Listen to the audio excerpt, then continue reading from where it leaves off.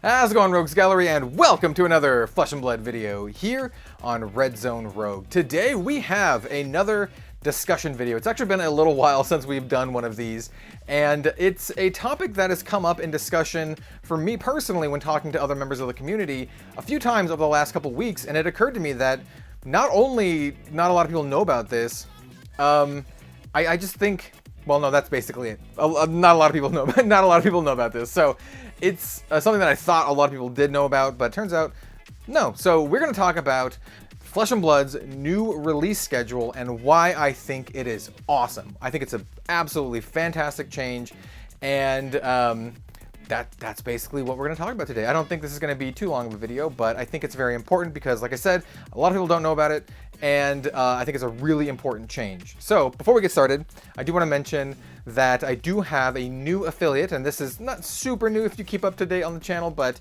I do have a new affiliate with Forge and Fire Gaming in the description down below. They are an excellent LGS that I personally buy a lot of my Flesh and Blood stuff from. I do have an affiliate link down there. They basically sell all their Flesh and Blood products at like MAP at like some of the lowest prices you can get, but they also sell like Magic and Pokemon and a bunch of other stuff too, so definitely check them out in the description down below. They're awesome. I bought like a bunch of my Uprising from there before we even had an affiliate. Like that's just where I buy my stuff from, so highly recommended.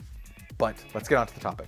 All right, Flesh and Blood's new release schedule. So previously, they were kind of on an unspoken release schedule. And I'm not talking about like the frequency of these. We're going to talk about the types of products that are being released here. So frequency is not really going to change all that much. They've been on like a 3 set per year kind of thing, and they're going to stay on like a 3 set per year kind of thing. However, though the sets that actually come out and the type of sets that come out is going to be changing, and we've already started to see that with Uprising and the next set, Dynasty, and we do have confirmation that Dynasty is the name of the next set and what kind of set it is going to be. Dynasty is a supplemental set, or what they are now calling expansion sets, and we're going to use the words expansion sets from now on. So it is an expansion set very akin to Everfest and Crucible of War. So it is a set that is not meant for draft. It is a set that is meant to expand upon the Flesh and Blood constructed experience, right? And so previously we had a release schedule of, we had like a draft set, and then an expansion set to follow that up. So we had 2 draft sets and then an expansion set. So you'd have 2 sets in a row where you could do limited and draft and all that kind of good stuff. And then you would have a set that would just support constructed formats. Well, that is going to be changing now, and by changing now, I mean it's already happened, because Uprising was a draftable set, and then Dynasty is going to be an expansion set. So the release schedule is now draft set, expansion set, draft set, expansion set. It just alternates between the two, and that's kind of a bummer for folks like me who love limited formats, but I think overall for the health of the game, it is very, very good and very, very smart, because in these draft sets, it's really hard to give a lot of support for multiple heroes and classes, and that's just because you can't be stretched too thin. Otherwise, the draft experience wouldn't be very good, right? So if you had like 7 heroes, right, and 7 different classes, well, it's going to be really hard to draft like a cohesive and coherent deck. But if you have like, 3 or 4, you can do that. And it just makes it a lot more playable, basically, in limited. And so these expansion sets are going to have support for all of the classes, just like we saw in Crucible of War and Everfest. And so this means that every hero will have support more often. And I think that's the really, really important thing here.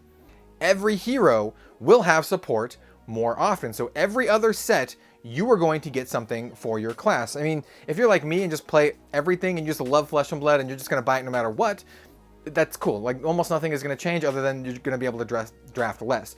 But if you're the kind of player who's just like, okay, I only play Brute, and I know there's a Brute squad out there, they only play Brute, diehard Brute, Brute's not in the set, they don't care. And so that means now, instead of just not caring about 2 sets in a row, they can just not care about 1 set and then, be into the expansion set that will have support for the class that they play. And so overall, for the longevity of Flesh and Blood, I think this is a brilliant move. And not only that, I think it is needed.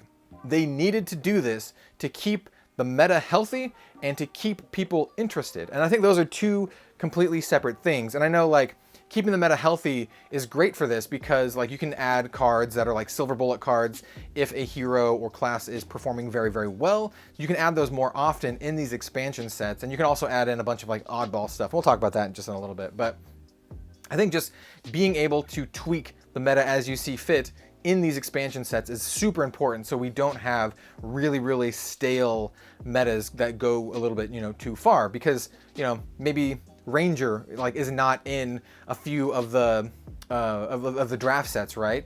Well, you can put better Ranger cards. Please put better Ranger cards. You can put better Ranger cards into the these expansion sets to like pump up the class and make it more meta viable. So that is great. It's also great, like I said, for keeping interest for like your everyday Flesh and Blood player. If you only play like one class, like Ranger, for example. I already used Brute as an example. Ranger also has a very, very die-hard following. So, you know, I personally am a huge Ranger fan. So all of the Ranger fans at least will get something every other set. So that's really, really good. I also like it because it's a non-draft set, every other set, then you can put really weird, like oddball stuff into the sets, like stuff for Ultimate Pit Fight or Commoner or the upcoming player versus environment thing that they're going to be doing. It's also a great place to add more heroes and weapons and equipment that wouldn't otherwise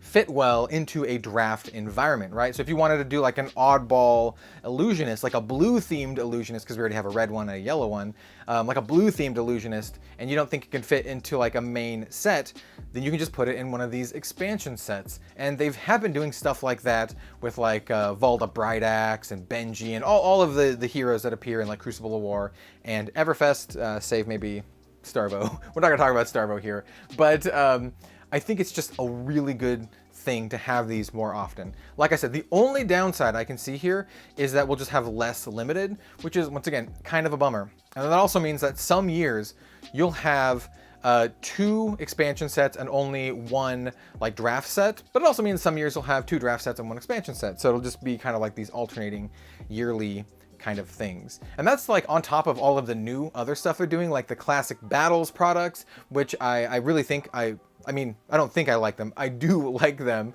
And I, you know, have my fingers crossed that they're improved for the next release, because I think they're a fantastic product, especially for new players and for people who just love Flesh and Blood. So having these expansion sets released more often just kind of really coincides with all of this kind of stuff. So basically, moral of the story, it's not really a moral, but what I'm trying to say is that I think it's a brilliant thing that they're doing with these alternating draft sets and expansion sets, and that it is not just great for the health of the game, especially in terms of the long-term health of just all of the classes, but it's a great way to get the support for the classes that you like in Flesh and Blood, as well as a great way to put like fun, goofy, oddball stuff. That's why we're seeing a lot of like the merchant cards, and hopefully maybe we'll see some more bard stuff. And I think it just adds more to the fun of Flesh and Blood. Dynasty is the next one that is set to come out, so I'm really, really excited for that. And that also means the set following Dynasty, so the first set in 2023, is going to be another draft set, which is awesome. So really looking forward to all of that. Stay tuned for more coverage of Flesh and Blood and other card games here on Red Zone Rogue. We'll see you next time.